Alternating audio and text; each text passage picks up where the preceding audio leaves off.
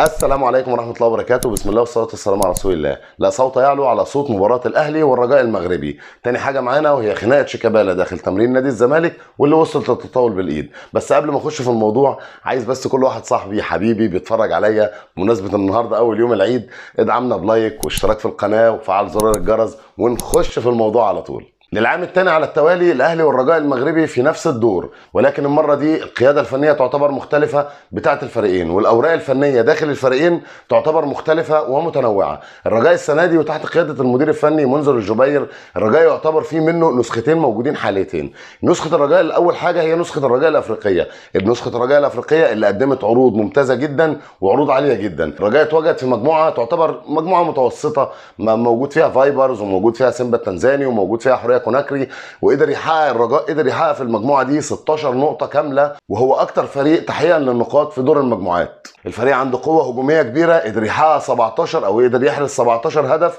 ودخل فيه او استقبل 3 اهداف بس. تاني نسخه معانا وهي نسخه رجاء الدوري المغربي، واللي نتمنى ان شاء الله ان النسخه دي هي اللي تكون حاضره قدام الاهلي بكره. ما حققش فوز في اخر 4 مباريات متتاليه وحاليا في المركز الخامس في الدوري المغربي. طريقه لعب الرجاء مع المدير الفني هي 4-2-3-1، والطريقه بتبقى بشكل هجومي نفس طريقه الاهلي كده بالظبط. ابرز اللعيبه اللي موجوده في الفريق عنده في خط الوسط محمد زريده، وهو المتحكم في رتم الفريق من خط الوسط. حاجه هو حارس المرمى انس الزنيتي، وهو حارس عملاق كبير جدا، وشفنا اتالق ازاي قدام الاهلي في الماتش اللي فات. بعد كده لاعب الوسط اللي هو روجيه اوغلو، حاجه كده شبيهه بديانج كده ومجهوده كبير جدا في نص الملعب. واهم لعيب عندهم هو السنتر فيرو بتاعهم اللعيب اسمه حمزه خايا، وهو هداف الفريق في النسخه الافريقيه برصيد 5 اهداف. طب الرجاء هيلعب بكره قدام الاهلي ازاي؟ الرجاء هيلعب بكره على نقطتين اتنين، هو التسديد من بره ال 18، ودي لازم كولر يعمل حسابه جدا عليها، لان هما الفريق ده بيعرف يلعب كوره كويس، ما عرفش يخترق من العمق هيلعب على التسديد المباشر من بره ال 18.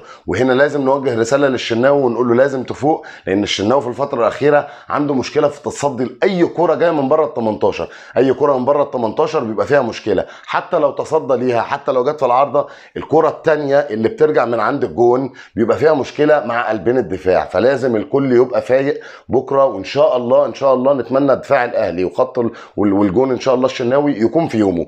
تاني حاجه بيلعبوا عليها هي الكرات العرضيه والكرات الثابته، هم مميزين جدا جدا جدا في الموضوع ده، لان هم عندهم اطوال وبيقدروا يخطفوا الكوره بسرعه في الجون. اهم حاجه لازم معلومه تكون عند لعيبه الاهلي وعند مارسيل كولر، ان الرجاء بيعرف يسجل بره ارضه كويس جدا جدا جدا. طب هل بقى معنى كلامك ده ان فريق الرجاء ده فريق ملوش عيوب وفريق جامد جدا؟ لا، تعال اقول لك على ابرز المشاكل اللي في فريق الرجاء في الوقت الحالي اللي احنا فيه ده. فريق الرجاء عنده مشكله دلوقتي وهي حاله الارهاق البدني الكبيره عند اللعيبه. عندهم قرار اصلا، عندهم قرار في المغرب ان ممنوع تاجيل اي ماتش لاي فريق بيلعب، ماتش مؤجل، ماتش مش عارف، ما فيش تاجيل لاي ماتشات حتى لو الفريق بيشارك في النسخه الافريقيه. وبناء على حاله الارهاق الشديد دي جدا الموجوده في الفريق بيستقبل في اخر ربع ساعه واخر 10 دقائق اهداف سهله جدا، وواضح من الاهداف دي ان اللعيبه مش قادره تكمل الماتش. وهنا لازم كولر يستغل النقطه دي. لو كنت متعادل تقدر تجيب جون او تقدر تجيب جونين في اخر 10 دقائق او في اخر ربع ساعه. لو كنت كسبان 1 كنت كسبان 2 تقدر تعزز، لان انت بتلعب في ارضك دلوقتي. طب هم اكتر ارهاقا من الاهلي؟ هم اكثر ارهاقا من الاهلي حاليا، لان الاهلي عنده اسلحه كتير جدا على الدكه، والكولر في الفتره الاخيره بقى بيعمل روتيشن، فاصبح ان اغلب الفريق بتاعه اللي هينزل تشكيل اساسي، تشكيل بره، تشكيل مش عارف ايه، كل اللعيبه تعتبر عند كولر دلوقتي جاهزه.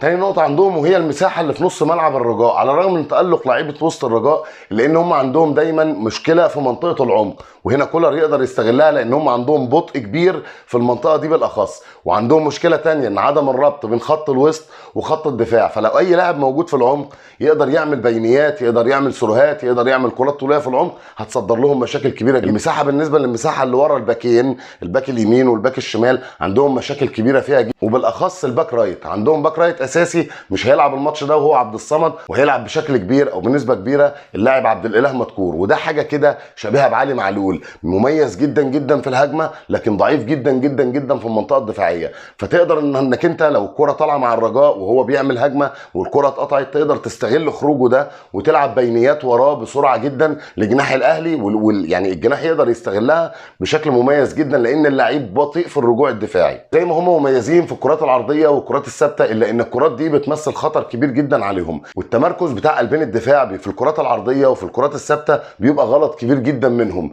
المطلوب ان الاهلي يستغل انصاف الفرص في ماتش بكره ان شاء الله، خاصه وان الماتش يعتبر في ارضك وفي استاد القاهره ومعاك 52,000 من الجمهور، وانت هتروح بعد كده المغرب مش ضامن اللي هيحصل معاك هناك من جمهورهم، من الالاعيب اللي بتحصل، من الحوارات، انت مش ضامن. فقدامك فرصه كبيره جدا انك انت تقدر تستغل الماتش اللي هنا وتخلص الماتش قبل ما تروح هناك. طب الاهلي محتاج ايه قدام ماتش الرجاء؟ الاهلي محتاج في ماتش الرجاء ان هو يكرر نفس الحاله الدفاعيه، انا هتكلم على الحاله الدفاعيه بالاخص اللي قدر يطبقها قدام بيراميدز. ده حتى بعد طرد محمد عبد المنعم كولر قدر يقرا الماتش كويس وينزل حمدي فتحي ان هو يلعب قلب دفاع. الاهلي محتاج يلعب بتكتل وبيقرب المسافات بين الخطوط، ودي النقطه اللي الاهلي كان مفتقدها في اول دور المجموعات. علشان كده الاهلي ظهر بشكل مش الشكل المعتاد بتاع الاهلي او بتاع الفريق، خاصه وان قلب الدفاع دايما عنده مشكله. الكلام مش على محمد عبد المنعم، الكلام على اللي بيلعب جنب محمد عبد المنعم ايا كان، متولي او ياسر او ربيعه، لان الثلاثه دول عندهم مشاكل.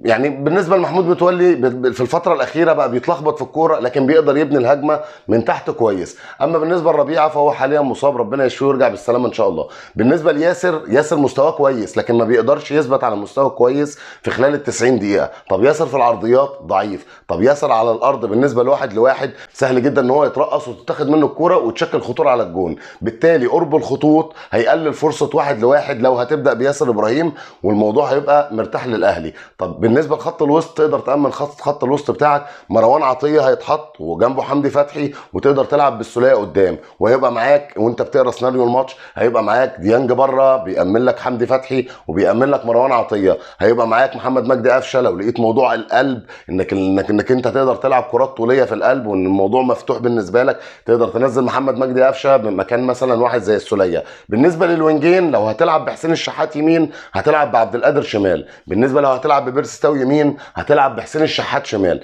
بالنسبه للمهاجم وهيبقى معاك طبعا الوينجات اللي بره طاهر محمد طاهر، وايا كان الاثنين اللي هيلعبوا هيبقى معاك بودلة بره على الدكه يقدروا ينزلوا ويغيروا لك السيناريو. بالنسبه للمهاجم مفيش خلاف على كهربا في الوقت الحالي، وحتى لو كهربا ما كانش موفق في ماتش بكره ان شاء الله، محمد شريف مستواه ممتاز جدا الفتره الاخيره وقدر يسترجع جزء من مستواه اللي فات. محمد شريف بقى دلوقتي حاليا كولر بقى بيتعامل معاه نفسيا كويس جدا فقدر يسترجع مستواه. برضه محمد شريف ان شاء الله لو نزل مكان كهربا يبقى موفق. المطلوب من الاهلي زي ما قلنا استغلال انصاف الفرص، لان ماتش بكره مش هيتكرر انك انت هيجي لك 52,000 هيلعبوا يعني يعتبر دول الداعم الرئيسي ليك قدام الرجاء المغربي، مش هيتكرر لانك انت ما تعرفش لما تروح هناك. برضو بنأكد عليها تاني السيناريو اللي هيحصل معاك ايه، لان انت عارف السيناريوهات في المغرب او في شمال افريقيا. يعني نتمنى التوفيق ان شاء الله بكره للاهلي ويا رب يكسب. واخر حاجه معانا وهي خناقه شيكابالا ومساعد المدير الفني للزمالك اوريو.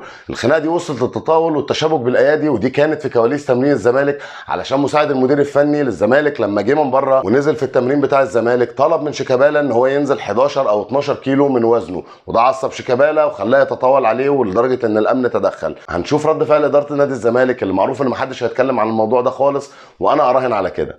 بس يا صديقي العزيز دي كانت حلقتنا، نتمنى التوفيق ان شاء الله بكره للنادي الاهلي ويحالفوا التوفيق ان شاء الله ويكسب. ولو عجبتك الحلقه اشترك في القناه وفعل زرار اللايك وفعل الجرس برضو وخلي الكرة ليك. عيد سعيد وكل سنه وانتم طيبين. سلام.